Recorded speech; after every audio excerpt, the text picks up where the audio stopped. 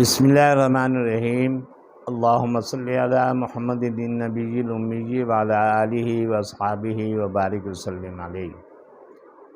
ناظرین کرام، جیسا کہ آپ جانتے ہیں کہ یہ ماہ ربیع الاول ہے، اور جب بھی ماہ ربیع الاول آتا ہے تو زبانوں پر، ذہنوں میں، خیالوں میں، سوچوں میں، خوابوں میں حضور اکرم صلی اللہ علیہ وآلہ وسلم کا ذکر جو ہے وہ جاری رہتا ہے، اور ایک طلب پیدا ہوتی ہے، ایک تڑپ پیدا ہوتی ہے، ایک تمنا بیدار ہوتی ہے، اور ایک جستجو اور ایک خواہش سینے کے اندر ناگن بن کر انگڑائی لیتی ہے کہ جس طرح بھی بن پڑے اس ماہ ربیع الاول میں ہم آقا کائنات صلی اللہ علیہ وآلہ وسلم کے دربار رسالت مآب میں حاضری دیں اور الصلاۃ والسلام علیک یا رسول اللہ اپنا سلام پہنچائیں۔ یہ آپ کی دعاؤں کا ثمرہ ہے، یہ آپ کی نیک تمناؤں کا حاصل ہے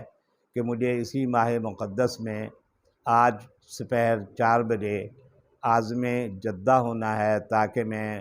حرمین شریفین کی زیارت کر سکوں، حرم مسجد نبوی کی زیارت،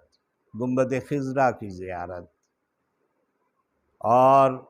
مواجہ شریف کی زیارت، جنت البقیع کی زیارت، مدینہ کی گلیوں کی زیارت، مدینہ کے کوچوں کی زیارت۔ یہ ہر مسلمان کے دل کی پیدائشی ایک خواہش ہوتی ہے، یہ تمنا ہوتی ہے جسے وہ بہر صورت پورا کرنا چاہتا ہے۔ میری یہ تمنا میری بیٹی کے ہمراہ میں عمرے پہ جا رہا ہوں، پوری ہو رہی ہے۔ ذالک فضل اللہ یؤتیہ من یشاء، اس میں میرا کوئی کمال نہیں ہے، یہ آپ کی دعائیں ہیں، آپ کی دعاؤں کا حاصل ہے، یہ اس کا ثمرہ ہے، اس کا پھل ہے۔ یہ میرے ماں باپ کی دعائیں ہیں، یہ میرے اساتذہ کی دعائیں ہیں،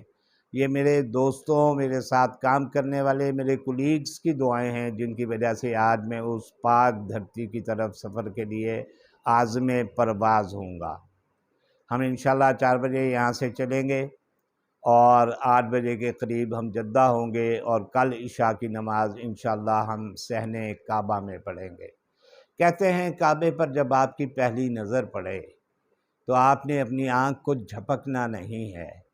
اور جن جن لوگوں نے آپ کو دعاؤں کے لیے کہا ہے ان مخصوص دعاؤں کو آپ نے جو ہے اپنے ہونٹوں پر لانا ہے اور جھولی پھیلا کر رب العزت کی بارگاہ میں پیش کر دینا ہے۔ رب کعبہ سے کہنا ہے کہ اے رب کعبہ، میرے دوستوں نے، میرے ساتھیوں نے، میرے عزیزوں نے، میرے رفیقوں نے، میرے ہمدموں نے، میرے ہم نفسوں نے مجھے ان دعاؤں کے لیے کہا تھا، یا اللہ تو جانتا ہے اگر وہ میرے حافظے میں محفوظ نہیں رہی تو تجھ سے تو سینوں میں چھپی ہوئی بات بھی محفوظ نہیں ہوتی، اور تو یہ کہتا ہے کہ میں جانتا ہوں جو سینوں کے اندر چھپا ہوا ہے، لہذا وہ تمام دعائیں انشاءاللہ میں کروں گا۔ لیکن میری باجی شمیم کا یہ کہنا ہے کہ جب آپ خانہ کعبہ پر پہلی نظر ڈالتے ہیں 20 لوگوں نے آپ کو دعاؤں کے لیے کہا ہوتا ہے، آپ سمجھتے ہیں کوئی بیاض بنائیں، کوئی ڈائری بنائیں، اس میں اس کا نام لکھیں، تو ان کا کہنا ہے کہ میرا تجربہ ہے، کئی بار وہ حج کر چکی ہیں، وہ یہ کہتی ہیں کہ ان کا تجربہ ہے کہ مجھے اس کی حاجت نہیں پڑتی، جب بھی مجھے جن لوگوں نے دعاؤں کے لیے کہا ہوتا ہے اور کعبے پہ نگاہ پڑتی ہے تو سامنے پورا ایک صفحہ جو ہے میرے سامنے کھل جاتا ہے، جس پر ان تمام لوگوں کے اسماء گرامی اور ان کے نام آ جاتے ہیں جنہوں نے مجھے دعاؤں کے لیے کہا تھا۔ خانہ کعبہ ایک عظیم عبادت گاہ، دنیا کا وہ سب سے بڑا مرکز جو عالم اسلام کا مرکز ہے۔ میرے استاد جناب رفیق احمد واجبہ فرمایا کرتے تھے کہ سماوات و ارض کا جو مرکز ہے وہ کعبہ کی عمارت ہے۔ اللہ کے فضل و کرم سے، میرے ماں باپ کی دعاؤں سے، میرے اساتذہ کی دعاؤں کا حاصل ہے کہ میں دنیا کے اس مرکز کو دیکھنے کے لیے جا رہا ہوں۔ یہ وہ مطاف ہے خانہ کعبہ کے گرد جس کے گرد 7 چکر لگائے جاتے ہیں۔ ہر عمرہ کرنے والا، ہر حج کرنے والا پکارتا ہے، ایک ہی پکار، ایک ہی فریاد، ایک ہی آواز، ایک ہی صدا، ایک ہی دعا، لبیک اللہم لبیک لا شریک لک لبیک۔ 7 چکر ہوتے ہیں۔ پھر بی بی ہاجرہ کی یاد آتی ہے تو صفا و مروہ کی پہاڑیوں پر سعی کی جاتی ہے، اور اس سعی کے بعد آب زمزم کا جب پانی پیتے ہیں تو ننھے منھے اسماعیل کی ایڑیوں کی رگڑ سے پھوٹنے والے چشمے کی دھاریں جو ہیں آپ کی ازلی اور ابدی تشنگی اور پیاس کو مٹا دیتی ہیں۔ یوں محسوس ہوتا ہے کہ جیسے آپ صدیوں کے ہی نہیں قرنوں کے پیاسے تھے۔ صدی 100 سال کی ہوتی ہے، اور یاد رکھیے قرن جو ہے وہ 1000 صدیوں کا ایک قرن ہوتا ہے۔ قرنوں کی پیاس اسماعیل کی ایڑیوں کی رگڑ سے پھوٹنے والے چشمے کے ایک گھونٹ ہی سے آپ کی سیرابی کر دیتی ہے، آپ کو سرشار کر دیتی۔ خانہ کعبہ جس کے بارے میں شاعر نے کہا تھا کہ دنیا کے بت قدوں میں وہ پہلا گھر خدا کا،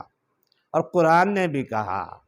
چوتھے پارے کے پہلے رکوع کی آیا ہے، ان اول بیت وضع للناس للذی ببکۃ مبارکا وہدی للعالمین۔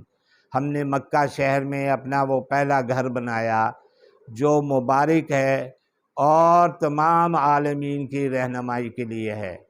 دنیا بھر سے پروانے ہر سال حج کے لیے، عمرے کے لیے خانہ کعبہ کی طرف آتے ہیں، حرم مسجد نبوی میں حاضری دیتے ہیں، حضوری کی طلب رکھتے ہیں کہ یا اللہ ہماری اس حاضری کو حضوری میں تبدیل کر دے، اور جسے حضوری حاصل ہو جائے، اسے صرف حاضری حاصل ہو جائے تو یہ سعادت بھی کوئی کم نہیں ہے، اور جسے حضوری حاصل ہو جائے تو یہ سونے پہ سہاگا ہے۔ دعا کیجیے گا کہ میں حضوری کے شرف سے بھی مشرف ہو سکوں، اور انشاءاللہ 15 دن کے لیے میرا وہاں قیام ہوگا، اور اس دوران میں نے کچھ ویڈیوز ایڈوانس ریکارڈ کروا کے رکھی ہیں۔ میرے کولیگ ہیں، میرے معاون ہیں ارسلان یوسف صاحب، وہ ہر 36 گھنٹے کے بعد یا 48 گھنٹے کے بعد جیسے ان کو سہولت ہو، وہ طالب علم ہے تو وہ آپ کے سامنے رکھتے رہیں گے۔ میں نے صرف آپ کو ایک الوداعی سلام کہنے کے لیے لاہور سے، داتا کی نگری سے ہم جا رہے ہیں، اور نبی اکرم صلی اللہ علیہ وسلم کی روضہ اطہر کی طرف جا رہے ہیں۔ گنبد خضرا کی جو سبز روشنی ہے اس سے اپنی آنکھوں کو ٹھنڈک پہنچانے کے لیے اور اپنے دلوں کو سکون پہنچانے کے لیے وہاں جا رہے ہیں۔ میری دعا ہے جتنے ناظرین کرام میری یہ گفتگو سن رہے ہیں، رب کعبہ ان کے مقدر میں بھی، رب محمد صلی اللہ علیہ وسلم ان کے مقدر میں بھی